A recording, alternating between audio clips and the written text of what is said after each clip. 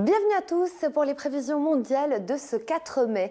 Nous avons toujours une goutte froide installée sur le nord-est de la France qui pilote du très mauvais temps, des conditions qui ne sont clairement pas printanières vers le nord-est de la France, l'Italie, l'Autriche, mais aussi du côté de la Suisse et en remontant vers l'Allemagne et la Pologne. Dans ces régions, un temps particulièrement maussade, des précipitations, de la neige sur l'arc alpin des 1800 mètres d'altitude et des températures qui baissent également du côté de Moscou. On perd 15 degrés par rapport à la veille, uniquement du soleil en descendant vers l'Albanie, la Grèce ou encore la péninsule ibérique avec encore des conditions estivales. 28 degrés par exemple du côté de Madrid et un axe orageux se met petit à petit en place entre les Balkans et les Carpates. Du côté de la Scandinavie, on est protégé par un anticyclone, mais le vent restera soutenu. C'est un vent de secteur est.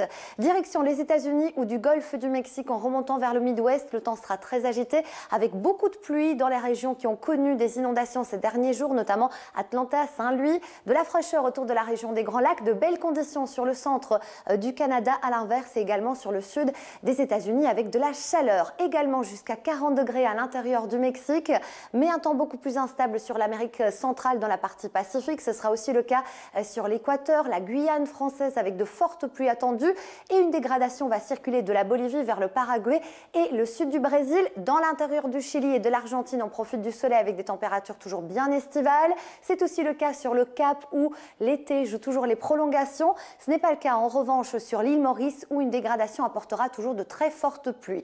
Le front de convergence remonte à présent vers le sud Mali ou encore du côté de la Côte d'Ivoire avec là une activité assez marquée.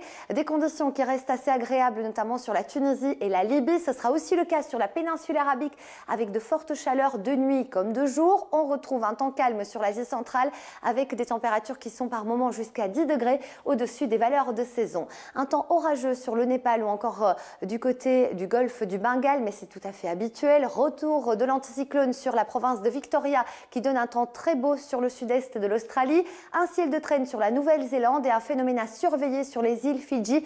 L'arrivée d'une dépression tropicale, voire même d'un cyclone pour ce week-end avec des pluies qui vont donc s'intensifier. On termine ce bulletin météo par les images du jour qui nous emmènent du côté du Japon. Les cerisiers du Japon n'en finissent pas de faire rêver. Les touristes et les Japonais visitent les parcs et les lieux publics pour pouvoir profiter de ce magnifique festival de couleurs. Merci à tous et je vous dis à demain sur TV5 Monde.